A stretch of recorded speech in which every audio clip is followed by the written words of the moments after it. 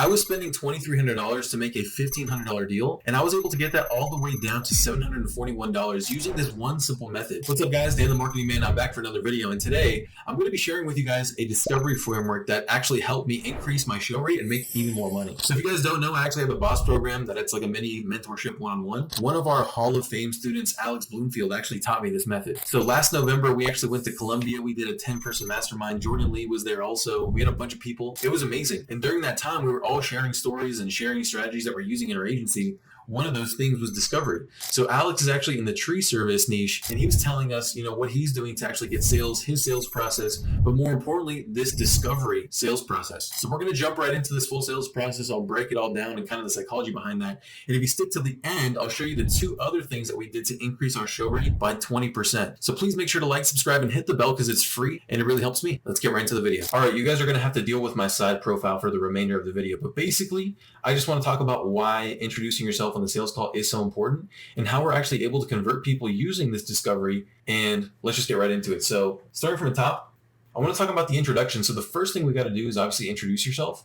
We're going to state who you are, where you're from, and the reason for the call. Our main goal is to reduce as much sales tension as possible. So we're not here to close a deal.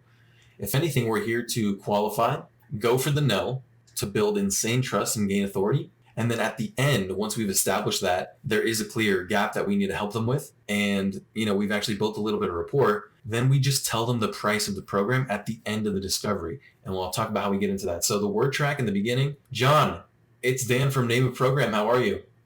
So keep low energy and enthusiasm when you respond with how are you. Use this as an opportunity to build trust and personality and show you're not attached to the call. For example, I have an SDR, his name is Anthony, and anytime he starts a call, he'll be like, hey, what's up, John? It's Dan from Name of the Program. How are you? And then the person will reply, oh, man, I'm good. How are you? And he'll always reply, I'm blessed, man. I'm blessed. So again, it's just like his personality. You know what I'm saying? Try not to be super corporate with these business owners because obviously they're going to lose respect and they're going to be like, oh God, he's not being truthful for me. So it's very important that you use your personality, but inviting engagement. So like, again, crazy busy. I've been slammed. I'm blessed. Just got off a call with one of our clients. He's actually getting, 5 deals a month right now. He's really excited about it. I was just calling to see if you're eligible for our guarantee. Do you have like 10 minutes here or is now a bad time? So again, just kind of adding your personality there. So how we're going to set the frame, we're going to ask them if they saw the pre-call assets in the video. So basically what I'm doing is we have our main VSL, and once they book a call, we're going to send them extra assets. Like we're going to show case studies. We're going to show what the onboarding process looks like via videos on like a separate lander after they book a call. So we're going to see, hey, did you watch those videos? The videos are really going to set the tone because we have a lot of authority there. For example, the videos will say something like, hey guys, please show up for the call. If you don't show up, we're going to add you to our do not call list and we'll never work again together or have that possibility. And then that second thing that we say is, hey, make sure you watch the other videos under this video. And then also make sure you bring your credit card because if it makes sense on the call and truly only if it makes sense, we will ask you to move forward. So the videos are going to set the tone. I have another video about that. I'll link it right here on the screen. They still have time before the sales call, but this will tell you who's really interested or willing to take your offer seriously. So the word track is going to be like this. Okay, cool. So this call is really more for us to find out more about what you're doing to get, let's just say, remodeling jobs and the results you're getting from that compared to where you're wanting to be.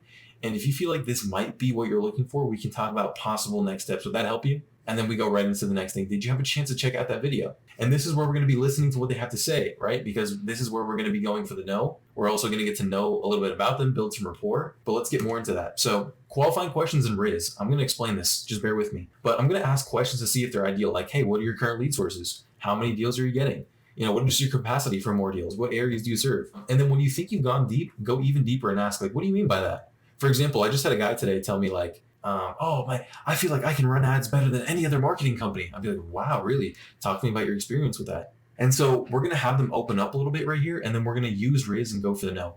So when I say use Riz, literally I need you to have a little bit of personality on these calls, like have genuine responses to their answers. And based on the answers, try to disqualify them to make your offer seem hard to qualify for. This builds insane trust and creates a real conversation. I think I stole this from I can't remember the name of it. It's some Twitter, money Twitter guy. It's like he sell closed and paid, something like that. Anyways, I stole this from him and it's been working a lot for us. But basically like this, using that example, the guy's like, I feel like I run ads better than everybody else. Oh my God, that's crazy, man. Tell me more about that. What do you mean? Oh, well, every time I work with these companies, they suck. And when I run ads, I get good results.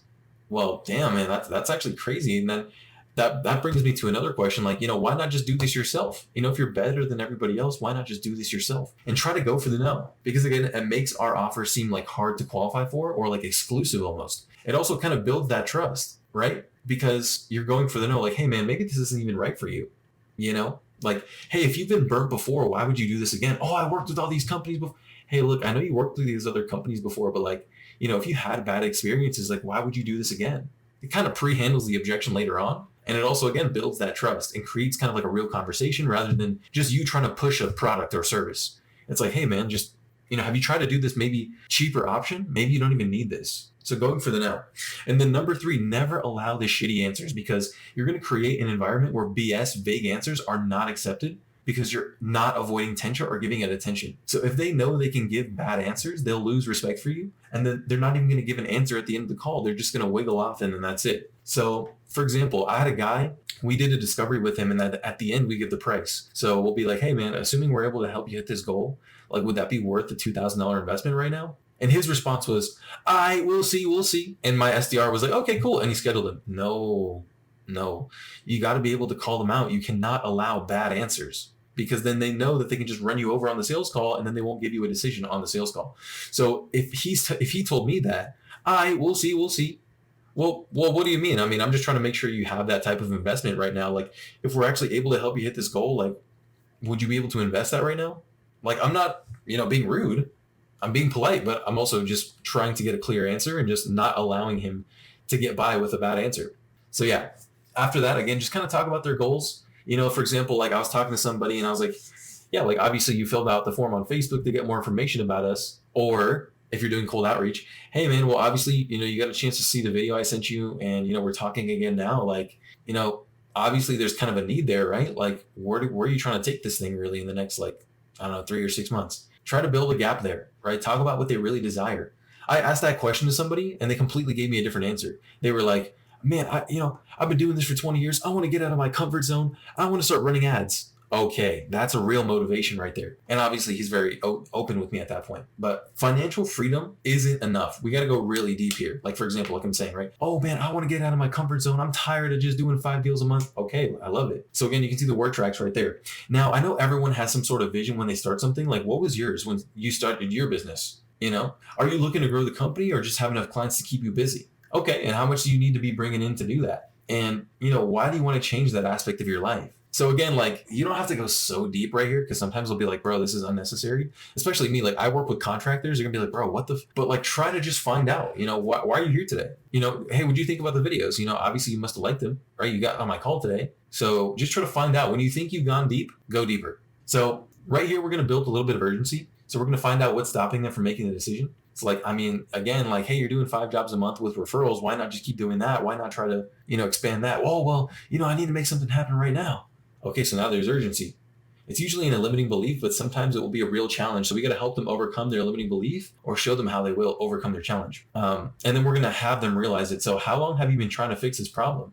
Like, why now? Why not just wait till it like gets busy and then really scale? Going for the no again. What is it that's stopping you from making that change? Like, why are you not able to make this work with other companies? So we got to also kind of help them do that. If they have any limiting beliefs, this isn't always the case. So this is, I guess, just if they're having a hard time kind of understanding, or if there's a lot of sales resistance, we can kind of hit on that here. And then evoke decision making. So get your client to see their desired outcome and ask questions to trigger and instill urgency in their decision. So yeah, like the examples above, you can kind of see that.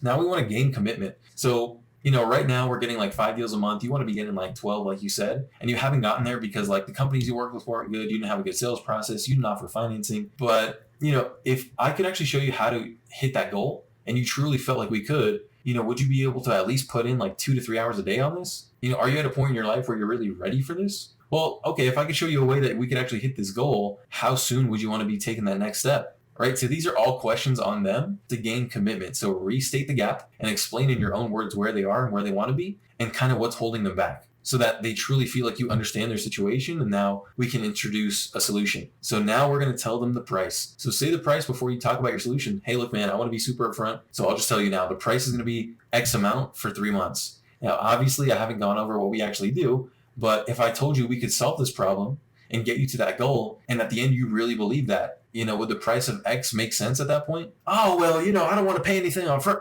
Yeah, no worries. I'm not looking for a decision now. But if we were actually able to help you hit this goal and you truly felt like we could, would you even have the money to invest right now? Well, I have the money, but I got to see it. Okay, cool.